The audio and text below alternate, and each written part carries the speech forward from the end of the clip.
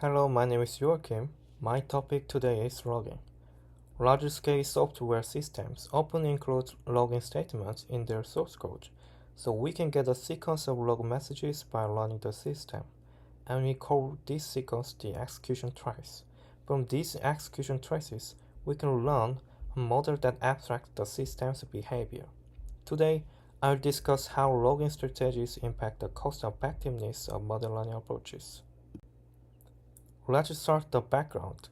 In model-driven development process, we build a model before implementation because the model provides a high-level logic of complex system, so developers can get a better understanding about the target system. That's the main idea of model-driven development. And early validation and testing are also possible by simulating the model.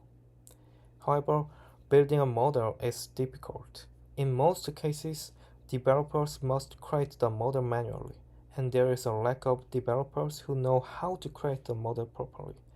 And also, there is a need to revise the model when the implementation is updated. We call this model implementation consistency problem. To cope with this model generation problem, there are several model learning approaches using execution traces.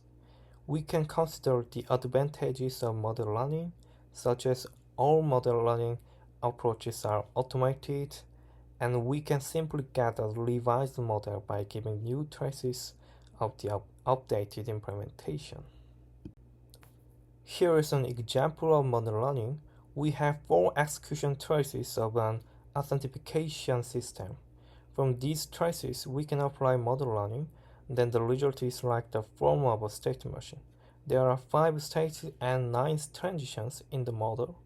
From this model, we can infer that this authentication system will always grant permission to the guest. In other say, guest login message is always followed by authorized message in the system.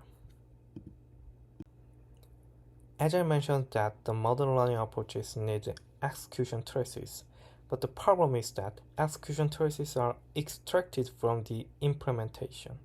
Thus, we focus on the utilization of model after implementation. For example, from the learned model, we can generate test oracles that decide whether a test input is passed or not. An example of test oracle is checking that the guest login message must be always followed by the authorized message in the system with any test input. And there are trade-offs between learning cost and model precision. As the average trace length and the number of distinct log messages increase, then the model precision improves, but learning cost also rises. If the learned model is more precise, that means the model is more specific, then the generated test oracles are also more specific, thus can detect more faults. So we call it effectiveness. So this means that the performance of model learning is determined by how to generate and how to manage log messages. So we call this logging strategy. And I'm wondering how logging strategies affect the performance of model learning. That's the main point of today's presentation. Here is the problem definition. Given a set of test inputs for a system, determine which logging strategies can derive a cost-effective model. There are 2 types of logging strategies. First, log generation, which determines what to log and where to log in the system. And second, log management, which conduct log sampling or log synthesis from the given set of execution traces. And the definition of cost effectiveness is the ratio of the cost over the effectiveness, so smaller value means more cost effective. And the cost is defined by multiplying the number of distinct log messages by the average trace length, and the effectiveness is defined in the next slide. Before defining the effectiveness, we should understand mutation testing first. The purpose of mutation testing is to predict the fault detection ability of a given test set. The process is like that. First, it mutates a given program by changing its syntax, in other say, injecting a fault. And it checks whether one of the test inputs in the test set leads to a mutated program to produce different results, which are determined by test workers from the original program. Then we define mutation score as the ratio of mutated programs that produce different results over the entire mutated programs. And lastly, we define the effectiveness as the mutation score of a given test set, where the test workers are produced by a model derived from a logging strategy. Here's the experimental procedure. First, for each logging strategy, insert logging statements in a program and generate a set of execution traces from a given set of test inputs. Then, apply a model learning approach from each set of execution traces, so a model is generated, and from this learned model, generate a set of test workers. Then, mutate the program so that a set of mutated programs are generated, and insert the test workers in each mutated program. Then, lastly, calculate the cost effectiveness of each logging strategy. This table shows 4 logging strategies that I searched, so please remember the tool names: Lens, SGLogger, TraceTrainer, and Autolog. Let's start with Lens. Before explaining Lens, we need to understand why such log generation technique is important. There are 2 trivial logging approaches. First one is logging everything, like logging at every exception point and every method. It may have the highest effectiveness but leads to the highest learning cost.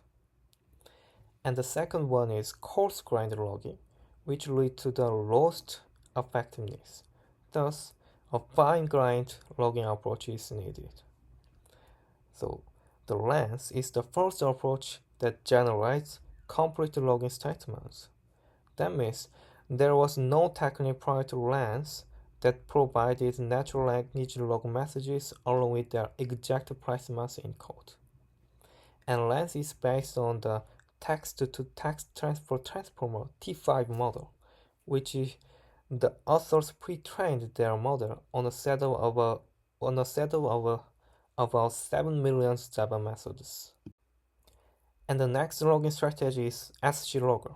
The motivation is that previous logging approaches have a limited static scope. This means that previous approaches take just a single method as input, while the available variables may extend beyond this method's scope. Thus, SGLogger is powered by inter-method static context by conducting static scope extension. So, SGLogger constructs function invocation relationships and collects currently available variables such as class member variables. And then SGLogger converts all the context information from the extension page into chain of thought prompt, which outputs a logging statement. And the next strategy is TraceTrainer, which is a log sampling approach.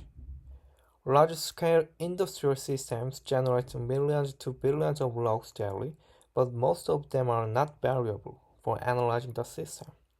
That's why log sampling techniques are needed to sample more edge case traces while pruning common case traces. There are 2 existing sampling techniques. The first one is uniform random sampling, known as head-based sampling. It determines whether a trace should be sampled at the beginning of the trace.